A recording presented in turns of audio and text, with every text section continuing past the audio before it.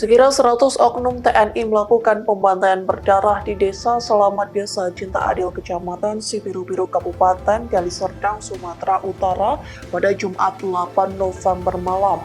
Akibat pembantaian tersebut, 10 korban mengalami luka-luka dan 1 warga meninggal dunia.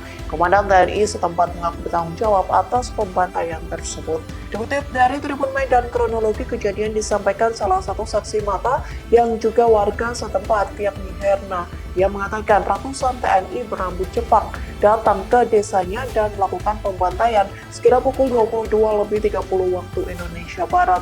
Mereka datang membantai warga yang melintas tanpa pandang bulu.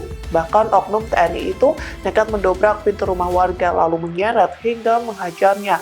Suasana Jumat malam hingga Sabtu dini hari menjadi mencekam. Download Tribun X sekarang, menghadirkan lokal menjadi Indonesia.